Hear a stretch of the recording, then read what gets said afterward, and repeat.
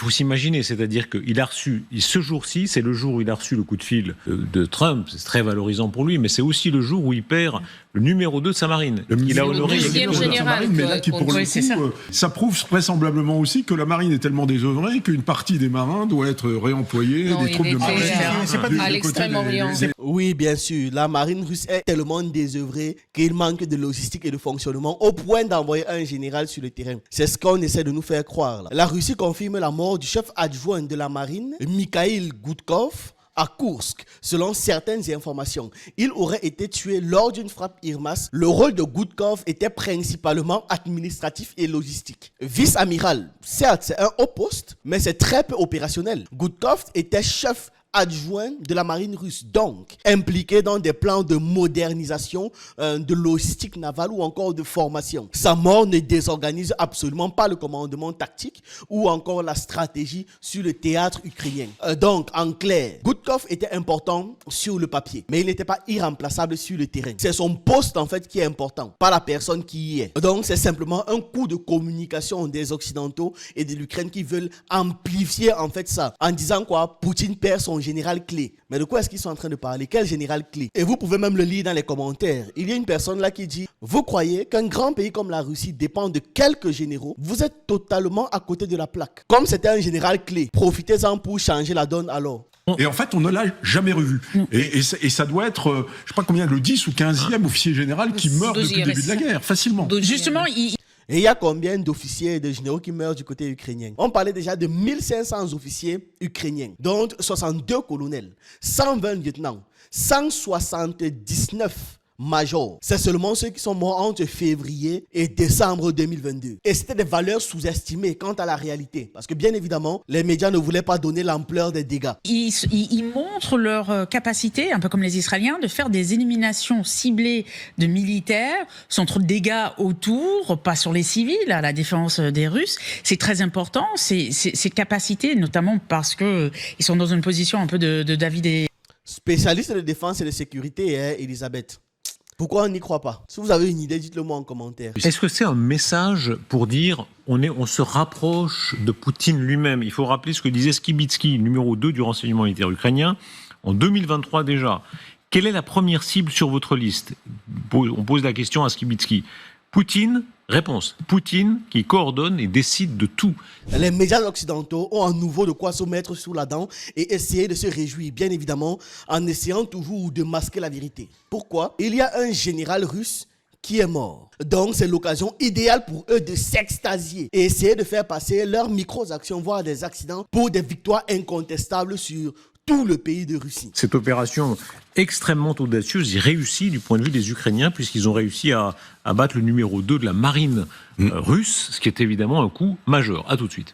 Ah non, alors voilà, on le voit tout de suite, on le voit tout de suite ici, regardez, c'est ce général de la marine russe tué à Koursk, probablement lors d'une frappe de HIMARS. Il faut s'attarder un instant pour bien comprendre. Probablement, donc ils ne sont même pas sûrs de ce qu'il a tué. Un général de la marine russe tué à Koursk, probablement lors d'une frappe HIMARS. La Russie confirme la mort du chef adjoint de la marine, Mikhail Gudkov, à Koursk, selon certaines informations. Il aurait été tué lors d'une frappe HIMARS aux côtés de plusieurs officiers supérieurs. L'importance de ce général, donc il s'appelle Mikhail Gudkov, il a été tué dans la région de Koursk, c'est le ministère russe de la Défense qui le confirme.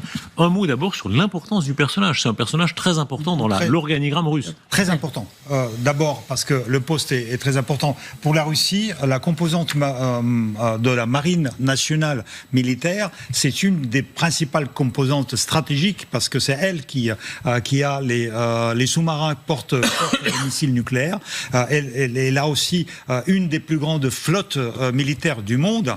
Et donc, numéro 2 qui commence cette flotte, bien évidemment, c'est quelqu'un d'important. Et surtout, l'importance aussi de cette perte, c'est que cette personne a été appointée par Poutine il y a quelques semaines. Oui, regardez les images, puisqu'on a effectivement les images, c'est-à-dire c'est ce moment où Gudkov, donc, qui est l'ancien commandant de la 155e brigade de marine, de la garde séparée de la flotte du Pacifique, est nommé numéro 2 de la marine. C'était en mars 2025. En effet, on est maintenant en juillet. Mars à juillet, regardez.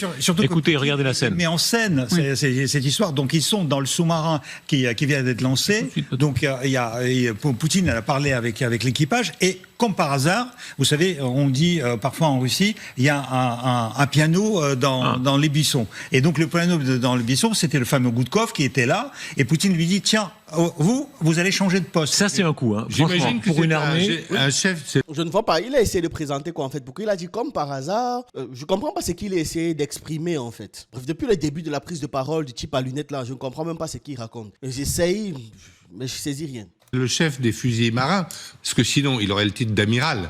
Dans la flotte, normalement, les amiraux et les Russes ne font pas exception.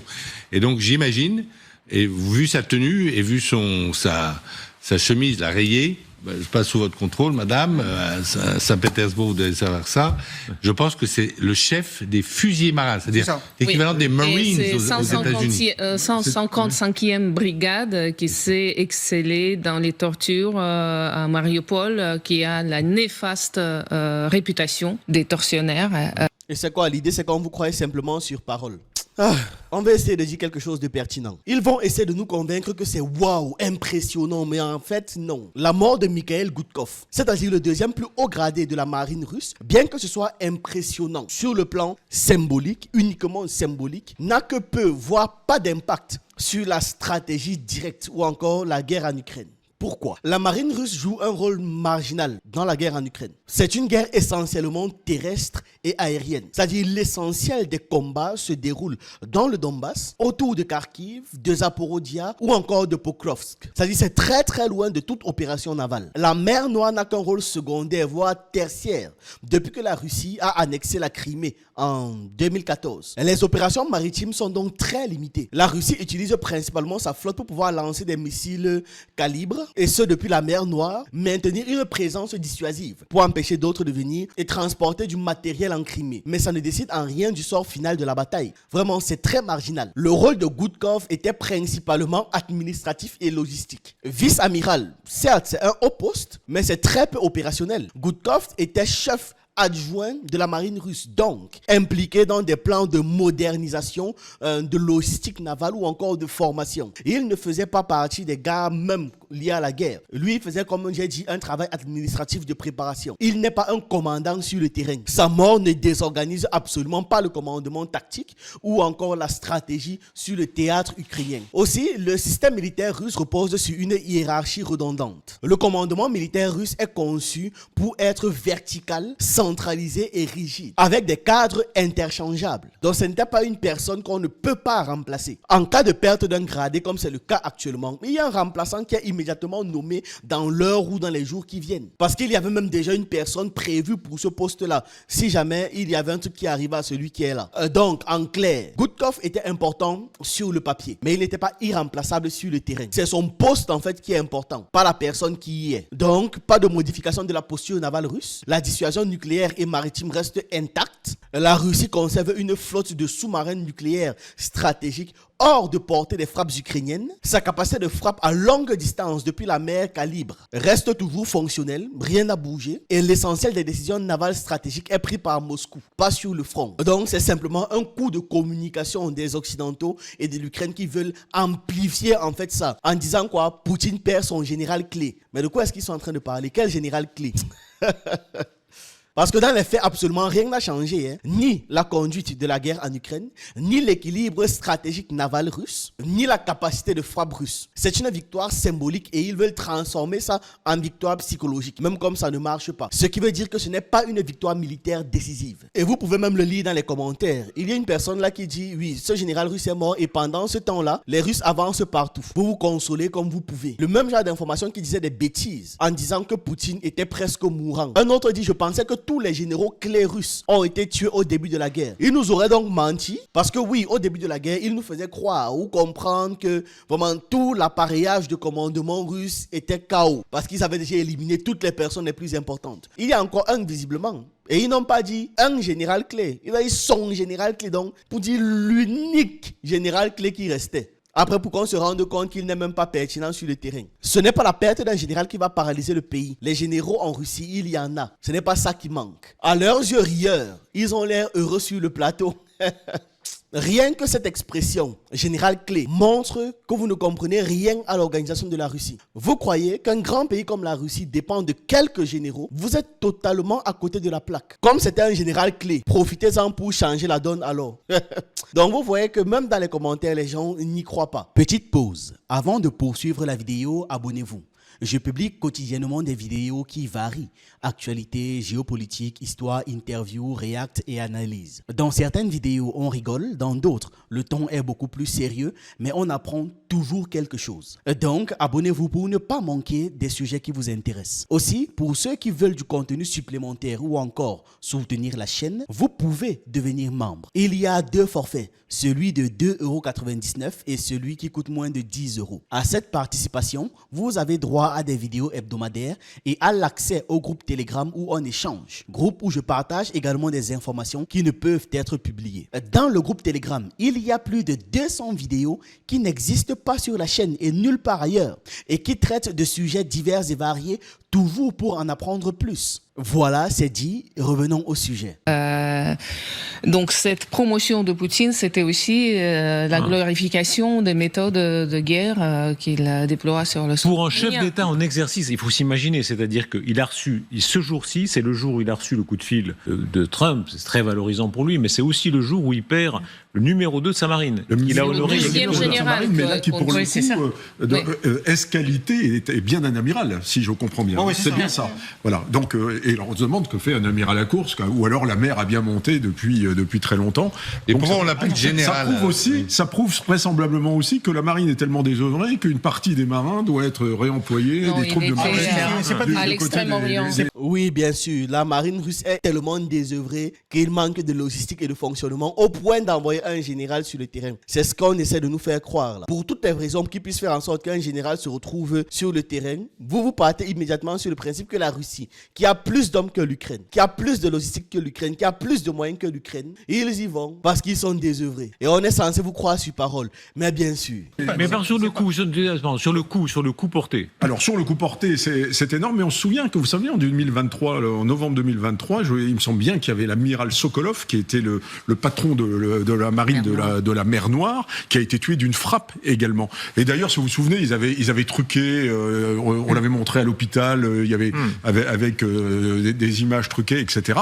Non, je ne m'en souviens pas. Par contre, si c'est le cas, si c'est vrai, ce qu'il est en train de raconter là, une fois de plus, ça n'a pas été pertinent pour la guerre. Parce que la suite de la guerre n'a pas été changée. Ce n'a pas été un changement majeur. Donc oui, il est mort. Admettons que c'était le cas. C'est vrai, il est mort. Mais ensuite quoi? Sur le terrain, il n'y a pas eu d'avantage pris. Sur le terrain, il n'y a pas eu d'amélioration du côté ukrainien. Sur le terrain, il n'y a pas eu d'amélioration du côté de l'Occident. Donc, tout comme la mort de ce général-là, si on admet que c'était arrivé, la mort de celui-ci n'aura absolument aucune incidence. Mais bon, il faut quand même que vous fêtiez une victoire. C'est pour ça que vous n'avez pas d'autre choix que d'essayer d'appuyer sur des micro-détails pour essayer encore une fois, tant bien que mal, de faire passer des broutilles pour des finalités. Et en fait, on ne l'a jamais revu. Et ça doit être, je ne sais pas combien, le 10 ou 15e officier général qui meurt depuis le début de la guerre, facilement. Justement, Et il y a combien d'officiers et de généraux qui meurent du côté ukrainien? Je me rappelle de cet article de février 2023 qui donnait déjà le nombre d'officiers morts jusqu'à présent. Je dis bien, c'était début 2023, donc net un an. On parle du 9 février 2023, donc un an après le début du conflit armé direct. On parlait déjà de 1500 officiers ukrainiens, dont 62 colonels, 120 lieutenants, 179 major. C'est seulement ceux qui sont morts entre février et décembre 2022. Et c'était des valeurs sous-estimées quant à la réalité. Parce que bien évidemment, les médias ne voulaient pas donner l'ampleur des dégâts. Jusqu'en août 2024, on parle de 4282 officiers ukrainiens, toutes catégories confondues, qui avaient clairement été déclarés morts. Et une fois de plus, ce sont des chiffres sous-estimés. Sous-estimés parce que l'Ukraine cache ses pertes. Donc pendant qu'eux, ils sont en train de danser pour la mort d'un ou de 2 généraux, de l'autre côté, on a plus de 4200. Et bon, bien évidemment, ça, ils ne vont pas en parler. Ils montrent leur capacité, un peu comme les Israéliens, de faire des éliminations ciblées de militaires,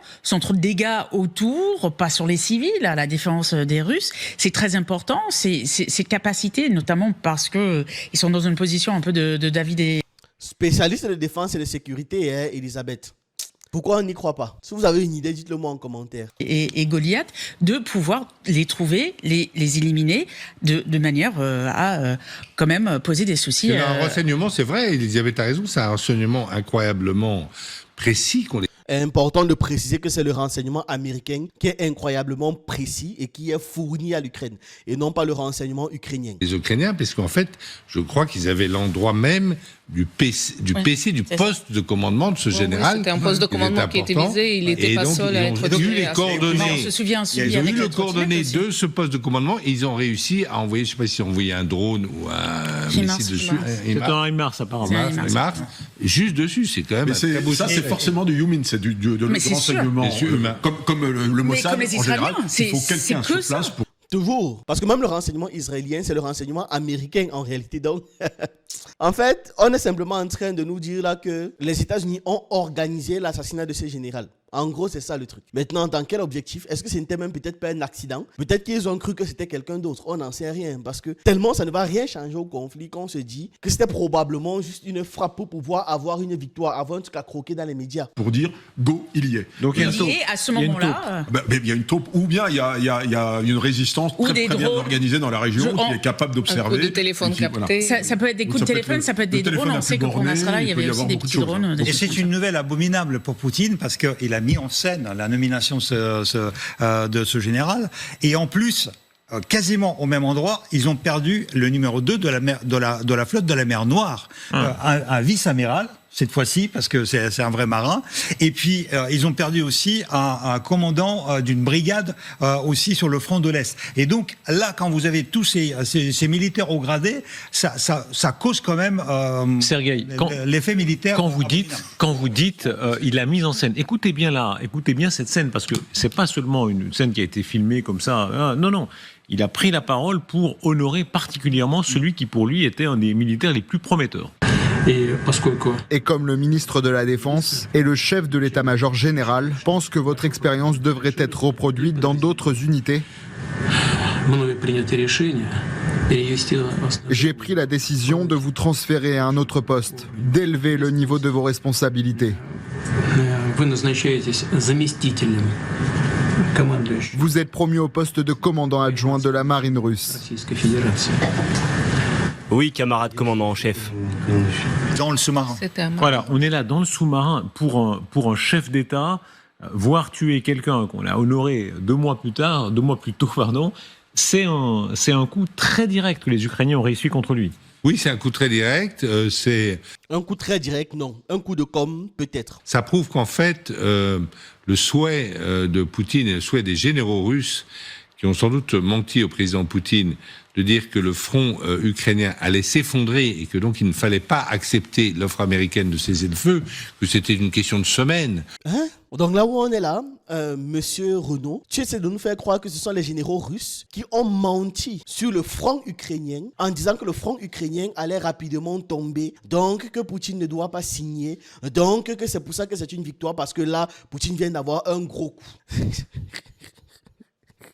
Pourquoi est-ce que vous présentez la mort d'un seul individu comme étant quelque chose qui va mettre à terre la Russie? En fait, je ne comprends pas. Vous êtes en train de parler de qui? Et le pire, c'est qu'il utilise un ton très dramatique. En gros, c'est bien fait pour Poutine parce qu'on lui a menti. On lui a demandé de ne pas signer les accords. Et voilà où il en est maintenant. Il est en train de payer le prix du mensonge qu'on lui a donné. C'est juste qu'il a un ton très dramatique, que ce sont les généraux russes qui ont menti à Poutine. Je demande, dans le scénario là, vous ne voyez pas que c'est exactement ce qui est plutôt en train de se passer du côté ukrainien? Ce ne sont pas plutôt les Ukrainiens qui ont menti sur le fait qu'ils étaient à 2 doigts de gagner et chaque jour ils perdent du territoire? Mais ça dit, leur capacité à attribuer aux autres ce qu'ils font, c'est hallucinant. À chaque fois qu'on fait une vidéo sur ces gars, à chaque fois qu'on analyse leurs analyses, on se rend compte qu'ils ne manquent jamais une occasion d'attribuer ce que eux ils sont, ce que eux ils font aux autres. Et le gars il le dit tranquillement, posé, malgré toute la vérité sur le terrain, il est obligé, on ne sait pas, on dirait que c'est une condition sine qua non. Il est obligé d'attribuer leur tard aux autres. Un peu comme le front français. Non, faut quitter là. Est-ce que c'est un message pour dire on se rapproche de Poutine lui-même? Il faut rappeler ce que disait Skibitsky, numéro 2 du renseignement militaire ukrainien, en 2023 déjà. Quelle est la première cible sur votre liste? On pose la question à Skibitsky. Poutine, Réponse. Poutine qui coordonne et décide de tout. Donc en réalité, les services ukrainiens, déjà de la même façon que les services israéliens ont dit c'est ça. On veut tuer Khamenei. Mais ils font exactement dans la même stratégie, c'est-à-dire on sait où vous êtes, un jour on arrivera à vous, mais petit à petit on va faire en sorte et ce que Attends un peu, madame. Je pense qu'il y a une inversion des choses. Ceux qui peuvent plus facilement toucher un chef d'État, ce ne sont pas les Ukrainiens, hein. Ce sont les Russes. Ce sont les Russes qui savent exactement où Zelensky se trouve. Ça consiste juste à une stratégie très précise que de ne pas éliminer Zelensky parce qu'il faut un visage à la défaite ukrainienne, c'est tout. Et ça, c'est même Poutine qui l'a clairement déclaré lorsque le premier ministre israélien de l'époque a posé la question de savoir est-ce que vous comptez assassiner Zelensky. Il a dit non, qu'il ne compte pas assassiner Zelensky. Ce n'est pas qu'il ne peut pas assassiner Zelensky, il a bien dit qu'il ne compte pas le faire. Parce qu'il faut un visage à l'échec de l'Ukraine. Et ça, on doit le saisir. Maintenant, du côté ukrainien, ils vont faire comment pour toucher Poutine? Par quel miracle? Par quelle sorcellerie? Et admettons même ce scénario complètement hollywoodien, qu'ils arrivent à toucher Poutine. Vous pensez que celui qui va le remplacer, ce sera quelqu'un comme plus doux, soumis? Est-ce que vous avez même entendu que de tous les proches de Poutine, c'est Poutine le plus modéré? C'est Poutine qui veut vraiment essayer de calmer les choses pour ne pas aller trop vite et aller trop brutalement. Donc, et à chaque fois, cette dame prend l'exemple d'un autre État terroriste qui est Israël. C'est-à-dire comme si les méthodes d'Israël sont des méthodes à acclamer, à féliciter, qui respectent le droit, qui respectent même l'humain en règle générale. C'est-à-dire que quand on parle de dénazification de l'Ukraine, vous voyez jusqu'où ça va. Parce que les mêmes choses qui ont causé la première et la seconde guerre tribale en Europe sont en train de construire une troisième guerre tribale. Et tous les généraux de plateau, jusqu'à cette pseudo spécialiste de la défense et sécurité, arrive et prend ça et donne des exemples et encourage même à la limite, comme si c'était possible. Et maintenant, je trouve ça aussi très mesquin. C'est-à-dire maintenant, il y a un général qui est mort et voilà, ils sont en train de mettre dans la tête cette tension-là de dire que et ce n'est pas fini, ça va se poursuivre. Parce que la prochaine cible, c'est Poutine. Ils ont réussi avec ce général. Ça veut dire qu'ils peuvent avec Poutine. Non. Absolument pas. Je répète même qu'il n'est pas impossible que la mort de ce général soit complètement un accident. On l'a vu ça à la fois avec le Hezbollah et plus récemment avec les Iraniens. Du coup, ils sont obligés de nommer... Ah oui, aussi, à propos d'Israël. Ils ont perdu, non? Ils ont assassiné quelques personnes, mais ils ont fini par perdre. C'est-à-dire qu'ils prennent un cas d'échec pour pouvoir en faire un exemple. Après, ils vont s'étonner que ça finisse aussi en échec. Israël n'a ni pu toucher le président iranien, ni pu toucher Khamenei. Ça alors servi à quoi? À pas montrer que le dôme de fer, là, c'est une passoire. En fer ou pas, une passoire est une passoire. Ça laisse passer les choses. D'autres personnes, là, pour le coup, je pense à Poutine, peut-être être moins visible avec ses nominations. Il a de la réserve, mais effectivement, moins visible. Vous savez ce qui est décidé aujourd'hui? C'est que l'apparat militaire... Il y a ce Sergei Girnov. Quand il parle, vous avez l'impression qu'il était un haut gradé. Pas du tout. C'est un ancien officier du KGB. C'est un traître à sa patrie. Hein. Vraiment, quand on parle souvent de personnes qui ont trahi à des moments clés, il en fait partie. Donc, c'est un ancien du KGB. Et il était à des postes d'opération au sein de l'unité S, c'est-à-dire espionnage clandestin. De 87 à 91, il a travaillé comme officier de terrain, opératif, plus précisément, du premier département principal du KGB, c'est-à-dire la division des agents clandestins. Et absolument rien indique qu'après sa désertion, il n'a pas fait exactement la même chose pour les Occidentaux. Donc il n'est absolument pas garant d'une morale et comme il a trahi, toutes ses formulations de phrases, tout son appareillage consiste à faire de la propagande. D'ailleurs, il ne pourrait même faire que ça. Donc déjà que les mots de tous les gars du plateau sont à prendre avec beaucoup de pincettes, voire ne même pas à prendre du tout, son cas est encore pire. Ce n'est pas un résident, c'est-à-dire le chef d'un réseau secret à l'étranger, non. C'est plutôt un opérateur. C'est-à-dire, il seconde en fait le chef des réseaux. Enfin, c'était. Après la chute de l'URSS, il a poursuivi son travail au SVR, c'est-à-dire les services russes de renseignement extérieur, avant maintenant de trahir sa nation et de rejoindre le secteur privé en tant que traducteur consultant. Ça, c'était sa couverture. Le secteur privé occidental, bien évidemment. Et rapidement, en 2001, il a été poursuivi en Russie pour des révélations de secrets d'État. Et il a obtenu refuge politique où, à votre avis? En France. Et depuis son exil, il travaille pour les Français. Vraiment aussi simple que ça. Il est placé là, comme ça, dans les médias en tant que décoration. Parce que quand on va voir ancien officier du KGB, tout le monde va dire « Oh, waouh, ce type sait ce qu'il dit. Il était à l'intérieur du système. Donc voilà, il maîtrise X, Y, Z. » Et c'est pour ça qu'il précise KGB. Parce que quand tu vas dire ancien du KGB, c'est plus fort que dire ancien du SVR. KGB, mince. Donc il a été là-bas au KGB avec l'image qu'on a du KGB là. Donc, en résumé, ce gars n'était pas un haut gradé. C'est un officier de terrain. Il a expérimenté. Il sait comment tourner les choses. Il sait comment mélanger la vérité et le mensonge. Et quand il a quitté la Russie en 2001 pour venir s'installer en France, il est devenu une source pour les Occidentaux et un critique du régime russe. Systématiquement, le gars est un critique du régime russe à tous les niveaux. Et c'est comme ça que vous le retrouvez sur les plateaux en train de partager des analyses sur des protocoles qui ont même très probablement été changés par la Russie entre 2001 et 2025. Effectivement, moins visible. Vous savez ce qui est décidé aujourd'hui ? C'est que la parade militaire marinière à Saint-Pétersbourg, elle est annulée. C'est normal, non? Ça peut aussi être une manière de rendre hommage à ce général mort. Peu importe comment il était mort. C'est pas parce qu'il a été tué dans ces circonstances-là que s'il était mort, je ne sais pas, de maladie, ou peu importe, il n'y allait pas avoir un hommage qui lui soit rendu. Et quand on dit même annuler, annuler est différent de reporter. Là encore, on doit vérifier, est-ce que ça a été annulé ou est-ce que ça a été reporté, reprogrammé? Oui, elle est annulée.